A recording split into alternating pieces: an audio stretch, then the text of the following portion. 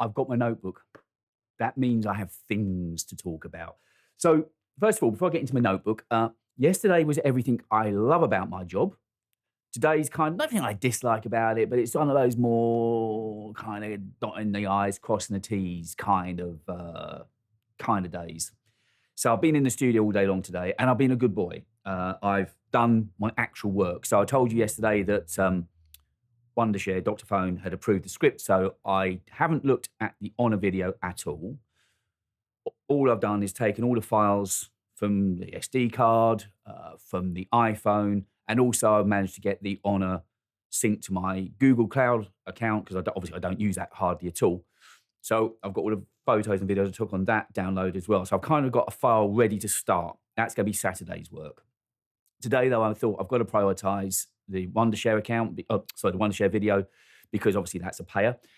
She said she's off between the 1st and the 4th, but she said she also will be looking at emails. So I've sent her the link. She's got that now. So hopefully that's done. It looks okay, actually. It's about only 4.5 minutes. It's only paid for 5 minutes. I think they know that there's not that much to talk about with the app and they want a dedicated... Is this camera too high? I'm doing this thing of up and down, and I think it looks quite nice. When I was editing the Dr. Phone video, I thought, is it a little bit too high? I feel like I'm looking more or less... I think it's quite a flattering angle. I think the only reason I was questioning is it just looks a bit different. That's all. I literally haven't even moved the stool or anything from where I recorded earlier on today, which is why we're doing it in full colour and everything, and I'm in the studio. So anyway, I've sent that to them. Hopefully that means it's a good thing, and she can approve it, and then I can get the invoice details. She can pay me. I can buy some views. Jobs are good, and so that's done. And then tomorrow I'm going to get into... I think from what I've seen of the footage that I took yesterday, I'm happy with it. I've certainly got a good thumbnail shot, and I think...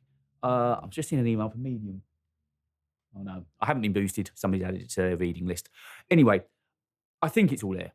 And I did say at the end of my last take in London, I'm going to finish off in the studio, which I am. So I'm going to do a wrap-up in the studio. I think that's quite a nice way to finish the London videos because there's normally a few things to talk about, and it's nice to just do it in the calm environments of the studios. One thing I wish I'd done, which was showing the Pro Camera app in London, but one thing I forgot. Everything else I think I did. And I took loads of photos. I think probably enough for at least another 6-7 days posting. So that's good. Today's one has probably it's just gone up actually, which was the observation point right outside, fun enough, of Waterloo Station. I might make a reel after this. I'm going to get this done and uploaded first. Anyway, on to the points that I have here. I said tripod. Oh yes, tripod. It's this constant thing in London. It's when I was up on the rooftop yesterday in the roof garden, and I was doing I needed to get some product shots of the Honor phone. So I said to you that sometimes the iPhone takes better product shots for whatever reason. So I put a phone mount on top of the tripod, was giving it the whole handheld thing, and distant pictures of me, the typical kind of pose. Anyway, luckily I've got everything I wanted done, and this young security guard came up to me. He was really nice. He said, "Mate, I don't give a but you can't use a tripod." The security cameras had clocked me using it. And it's this really weird, sniffy thing about tripods. In certain places in London, the minute you put a tripod down, you're in trouble. I don't know what happened with a unipod. Don't know. But also the gimbal, that's not a problem. Handheld, with the Canon, I can handhold the Canon. Not a problem.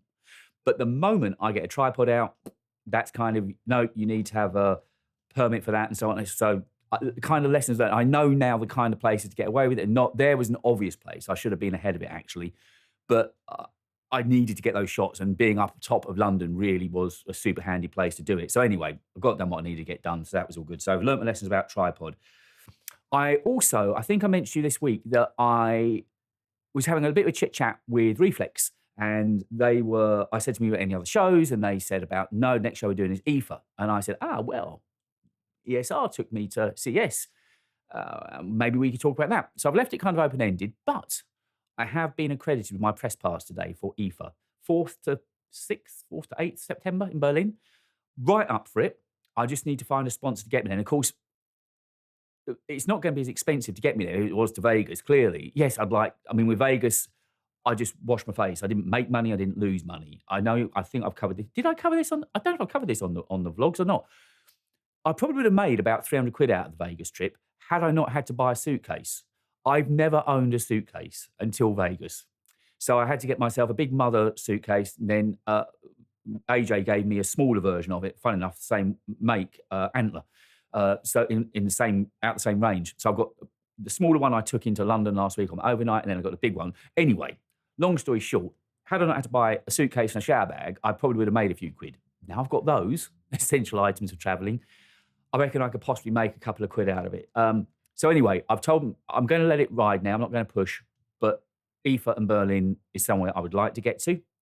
Also because Hijack was filmed in Berlin, the latest series with Idris, and I got a feeling that some of Slow Horses might be in Berlin as well. From what I've seen, Jack Loudon, who plays one of the lead characters, I follow him on Insta.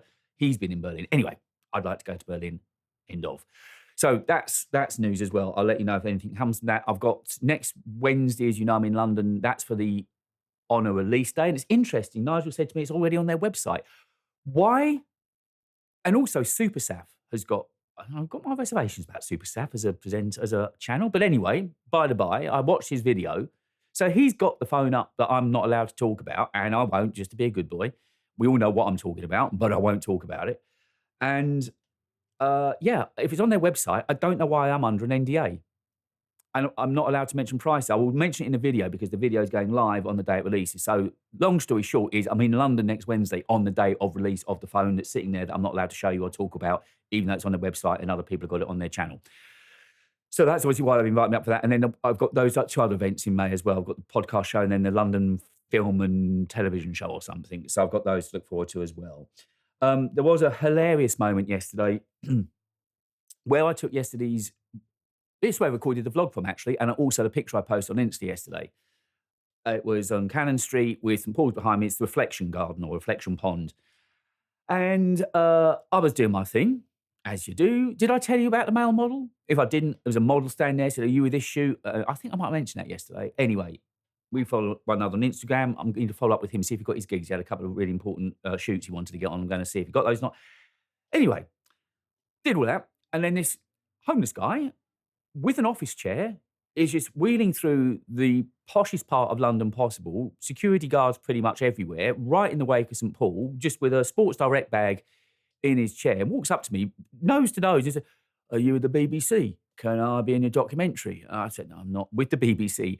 I didn't feel endangered at all. I just thought he might have reached for the camera to, thinking it was money or whatever. That's the only thing. I wasn't worried physically. I think he was too out of it to be ready. Even I possibly could have defended myself there, possibly. But yeah, it's just the sorts you meet in London. And also, somebody else I met in London, I'm going to get his name wrong.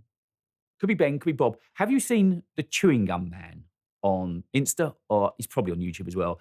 On Millennium Bridge, he makes cartoon characters out of the chewing gum on the bridge. Have you seen it? He's world known. Well, I had to phone EE. For some reason, the phone ran out of data yesterday. God knows why. Anyway, they sorted that out. That was actually my main phone. I downgraded the tariff recently, but I still got 20 gigs, and I don't use anything like 20 gigs of data, and it had gone in 2 days. So anyway, they put some more data on, sorted that out. And while I was there, I saw this guy on the floor, and there was a queue of people waiting to talk to him. So once they'd cleared, I walked up to him, very much still looking like the vlogger and creator that I am, because it was, camera, microphone. I said, would you mind saying hello to a couple of people? And they were absolutely made up. There's a friend I've got and her daughter who are so into him. And I got him to make 2 short little videos saying hello to those two. So he was really, really, really made up about that. Sorry, they were made up about that. So it's just the people that you meet in London. And as much as I love living where I live, it's fairly quiet and sort of mundane. I guess that's what you want for your day-to-day life. But it's when you go and see London, you feel the energy there. I've got my normal kind of typical, it's wearing off now, my normal kind of day after London feeling, which is legs a bit achy. It wasn't a massive day. It was only 10 miles and 20,000 steps. It wasn't anything unusual.